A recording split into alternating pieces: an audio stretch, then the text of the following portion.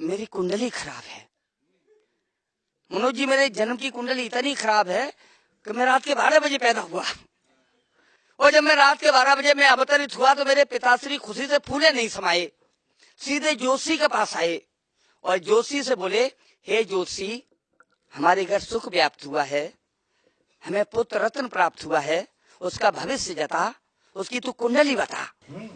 जोशी ने कहा कि 11 रुपए लाओ और उसके जन्म का ठीक ठीक ठीक ठीक समय बताओ।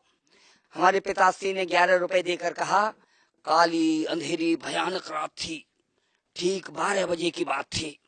यह सुनते ही उसने अपना सिर पकड़ लिया, बोला, साहब बहुत बुरा हाल है, यह तो महाविनाश काल है, तमाम मुसीबतें सामने खड़ी हैं, घड़ी की तीनों सुइयां एक दूसरे के ऊपर चढ़ी हैं, घड़ी की तीनों सुइयां एक दूसरे के ऊपर चढ़ी हैं, ये लड़का विनाशकारी है, जहां जाएगा नाश हो जाएगा, जहां कदम रख देगा विनाश हो जाएगा। चौधरी साहब नाराज मत होना, यह मैं नहीं, इसकी कुंडली बता रही है, इसकी कुंडली भगवान कृष्ण कन्हैया से मेल खा रही है। अरे वे तो भगवान थे इसलिए झेल गए, फिर भी जन्म से पहले माता पिता दोनों झेल गए। अरे वे तो भगवान थे इसलिए झेल गए, फिर भी जन्म से पहले माता पिता दोनों झेल गए। इतना सुन, जैसे ही मेरे पिताश्री ने सुना, उन्होंने न पीछे देखा न आगे, वो मुट्ठियां भींच कर भागे। घर आकर उन्होंने मेरी माँ को मेरी कुंडली बताई। मेरी माँ जोर से चिल्लाई, इस लड़के को अभी मार डालो। वह बेतहासा चीख रही थी, उसे अपने आगे जेल दिख रही थी, उसे अपने आगे जेल दिख रही थी। उसे हथकड़ी और बेड़ियों का डर था। मेरा मामा उस दिन मेरे ही घर था। क्या बात है। उसे हथकड़ी और बेड़ियों का डर था। मेरा मामा उस दिन मेरे ही घर था। जैसे ही उसने सुना भांजे की कुंडली भगवान कृष्ण से मेल खा रही है, वह समझ गया मुसीबत हमारी आ रही है।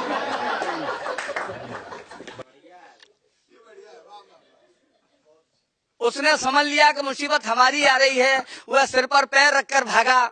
और मैं सच कहता हूँ, वो इतना घबराया कि मैं 62 साल का हो गया, वो आज तक लौट कर नहीं आया। वो आप लोग हंस रहे हैं मेरे भाइयों, आप लोग हंस रहे हैं। ये मेरे दर्द भरी कहानी है। मेरी माँ ने आज तक मुझे प्यार नहीं किया, न वो कभी दुलराती थी, न कभी चूमती थी। उसकी आंखों में मेरी कुंडली घूमती थी। यह लड़का विनाशकारी है, जहाँ देखेगा नाश हो जाएगा, जहाँ कदम रख देगा महाविनाश हो जाएगा। उसने 11 साल तक मुझे विद्यालय नहीं भेजा। जब आप जैसे समझदार लोगों ने समझाया, लड़का घर पर बैठा है, 11 वर्ष का हो गया, शिक्षा कहाँ पहुंच रही है, और तुम अपने बेटे को घर पर बिठाई हो। तब उसने सारे देवता मनाए, गणेश जी, शंकर जी, विष्णु जी, यहाँ तक के शनिश्चर देवता भी मना डाले। एक ही दिन में 11 पैकेट अगरबत्ती के चढ़ा डाले। तब उसने मेरे पिताश्री के साथ मुझे विद्यालय भेजा। और मेरे पिताश्री भी मन में भयभीत, उनके मन में शंका, द्वंद्व। और जैसे ही मैं स्कूल पहुंचा, हेडमास्टर मर गए, स्कूल 13 दिन के लिए बंद। मैं बिल्कुल सच नहीं कर, मैं बिल्कुल झूठ नहीं बोल रहा। मेरी ये कुंडली है, सच कहता हूँ मेरे भाइयों। मेरी कुंडली इतनी मेरे पीछे पड़ी रही कि मैं जो गुरुजी पढ़ाते थे मेरी समझ में नहीं आता था, और जो मैं गुरुजी को बताता था वो गुरुजी के समझ में नहीं आता था। ऐसा कोई पीरियड नहीं जाता था जिसमें अध्यापक हमें मार नहीं लगाता था। और जैसे ही कक्षा में आते थे गुरु, हम पिटना शुरू। शिक्षा अधिकारी जी बैठे हैं। जैसे ही कक्षा में आते तो गुरु और हम पिटना शुरू। एक दिन मैंने अपनी माँ से कहा कि माँ, हम फांसी लगाएंगे लेकिन स्कूल नहीं जाएंगे। हम सारी रात रटते हैं और जैसे स्कूल जाते हैं हम सब भूल जाते हैं। मेरी माँ ने कहा, बेटा, न इसमें तेरे दिमाग की कोई कमी है न कसर है, दरअसल तेरे ऊपर तेरे बाप का असर है।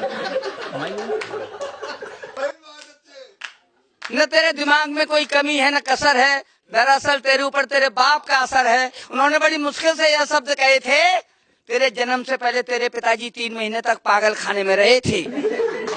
अरे मुझे जैसे इस बात का पता लगा, मुझे बड़ा क्रोध आया। हमने सवेरे ही थैला उठाया, मैं सीधा स्कूल आया। हमारे गुरुजी ने पूछा 4 और 4? हमने कहा 10। फिर क्या था? बस। गुरुजी ने उठाया डंडा, हमने डंडा पकड़ लिया, मैं गुरुजी पर अकड़ लिया। हमने कहा गुरुजी अब नहीं पिटेंगे। क्यों पिटे? कहाँ का न्याय है और कैसा सितम? पागल खाने में रहे पिताजी और पिटे हम।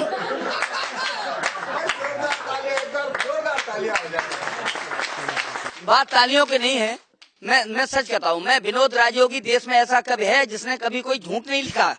झूठ बोलते हैं हरिश्चंद्र के बाद मैं अकेला पैदा हुआ। अब मेरे गुरुजी, मैं कहता हूँ सच, मेरे चाचा जी बैठे हैं, मैं आपको सच बता रहा हूँ, मेरे गुरुजी मुझे इतना प्यार करते थे, इतना। आज के गुरुओं की मैं नहीं कह सकता कितनी फीस लेते हैं, क्या पढ़ाते हैं, लेकिन मेरे गुरुजी बिना फीस के मुझे इतना पढ़ाते थे, इतना पढ़ाते थे, इतना प्यार करते थे कि 3 साल से पहले तो मुझे किसी कक्षा में पास ही नहीं होने देते थे। और प्यार तो इतना करते थे कि कभी मेरे बिना वो कहीं जाते ही नहीं थे। एक दिन हम और हमारे गुरुजी दोनों साथ थे, हम जा रहे बारात थे। हमने कहा गुरुजी टिकट ले लें, तो गुरुजी अकड़ गए। मजबूरी में हम भी बिना टिकट रेल में चढ़ गए, और जैसे इंजन ने दी सीटी, डब्बे में घुसाया टीटी। और हमें तो पता था सारी रेलगाड़ी बिना टिकट जाए नहीं पकड़ी जाए, अपनी तो कुंडली खराब है, हम टिकट लेके भी जाएं तभी पकड़ जाएं। जैसे इंजन ने दी सीटी, डब्बे में घुसाया टीटी। जिन पर टिकट थे वे अकड़ गए, हम बिना टिकट पकड़ गए। और गुरुजी मौका ताड़ कर सीट के नीचे बढ़ गए।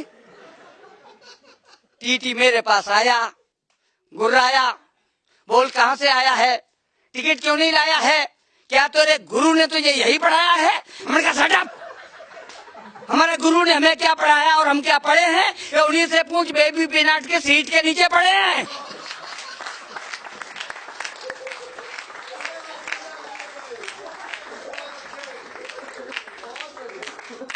बहुत सारी बातें हैं, लेकिन मैं आपको हंसी के माहौल में अब ज्यादा नहीं ले जाना चाहता। वैसे तो बहुत देर तक कविताएं हंस की पढ़ सकता हूँ, लेकिन मैं 4 पंक्तियां मैं वो पढ़ना चाहता हूँ जो सवेरे लोग जब आपसे पूछेंगे कि आपने रात काली की, आपने क्या सुना, मैं 4-6 पंक्तियां आपको धरोहर ग्रुप में मेरी बहन बैठी है उन्हें सुपुर्द करना चाहता हूँ, मेरे भाई बैठे उन्हें सुपुर्द करना चाहता हूँ, मेरे चाचा बैठे उन्हें सुपुर्द करना चाहता हूँ, हमारे बहुत अच्छे बहुत ईमानदार और कर्मठ शिक्षा अधिकारी बैठे, मैं उन्हें सुपुर्द करना चाहता हूँ। सुने, मैं सिर्फ कहना यह चाहता हूँ कि वेदों ने, शास्त्रों ने, पुराणों ने, विद्वानों ने माँ की महिमा गाई, बाप के ऊपर किसी ने कलम ही नहीं चलाई। मैं आपसे पूछना चाहता हूँ, आज तक पिता को हाशिए पर क्यों रखा गया? क्या पिता अपनी संतान को प्यार नहीं करता? मैं आपसे एक प्रश्न करता हूँ, मैं आपसे पूछना चाहता हूँ, अगर कोई पिता सुबह बाजार जाए और उसका पुत्र यह कहे कि पिताश्री मेरा होमवर्क शेष है, मेरे लिए कॉपी खरीद के ले आना, और उस पिता के पॉकेट में मात्र 25 रुपए शेष हैं, उसे अपने धूप से बचने के लिए एक साफी की जरूरत है और बच्चे के लिए कॉपी की जरूरत है, तो आप बताएं वो पहले क्या खरीदेगा? बेशक कॉपी खरीदेगा। अब आप थोड़ा सा माहौल को बदल दें, दृश्य परिवर्तित कर दें। माँ बाजार जाए, उसकी भी पॉकेट में 25 रुपए शेष हो, उसको भी अपने पुत्र के लिए कॉपी खरीदनी हो, और उसकी एक लिपस्टिक खत्म हो गई हो, वो पहले क्या खरीदेगी? बेशक लिपस्टिक खरीदेगी। आपका विचार बिल्कुल नेक है, यही मैं भी कहना चाहता हूँ। पहले लिपस्टिक खरीदेगी और घर आकर पिता से कहेगी टूटी साइकिल उठाओ और बेटे के लिए कॉपी लेके आओ, और पिता जाएगा और कॉपी लेके आएगा। कुछ लोग तर्क यह देते हैं कि माँ बेटे को 9 माह तक गर्भ में रखती है। मैं आपसे पूछना चाहता हूँ, जिन दिनों में माँ बेटे को 9 माह तक गर्भ में रखती है, उन दिनों माँ चैन की नींद सोती है, लेकिन पिता को नींद नहीं आती। वो नहीं 9 महीने सोता, बेटे का क्या नाम रखूंगा, बेटे को कहाँ पढ़ाऊंगा, बेटे को जज और IAS बनाऊंगा। और माँ तो इसलिए सो जाती है कि मुझे तो कुछ करना ही नहीं, जो कुछ करना है बाप को ही करना है।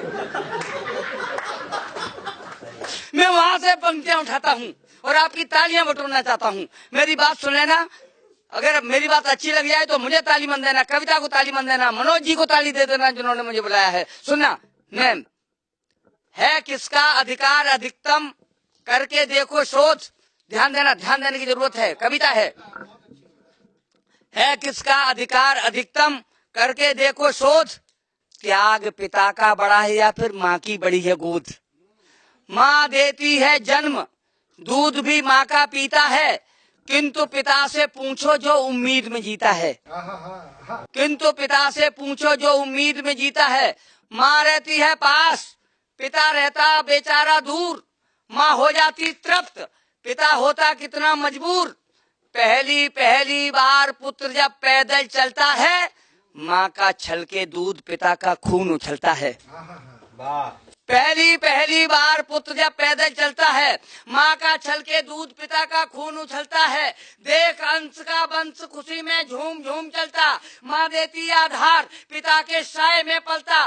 मिट जाते सब कष्ट पुत्र जब पापा कहता है। माँ लेती है गोद, पिता के दिल में रहता है। इसीलिए तो श्री राम को जब वनवास हुआ, दिल खाली हो गया। पिता को यह एहसास हुआ, पागल बनकर पीछे पीछे दशरथ भाग दिए। माता जिंदा रही, पिता ने प्राण त्याग दिए।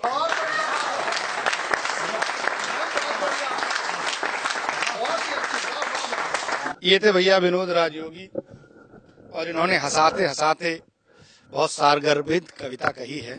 पिता की महत्व को जिस तरह से उन्होंने बताया है। मैंने कहीं 4 पंक्तियां लिखी थी कि धूप कितनी भी हो साया नहीं खोने देता। धूप कितनी भी हो साया नहीं खोने देता। राह कैसी भी हो बेबस नहीं होने देता। बेचकर अपना लहू चाहे वो रोटी लाए। बाप औलाद को भूखा नहीं सोने देता। बाप औलाद को भूखा नहीं सोने देता।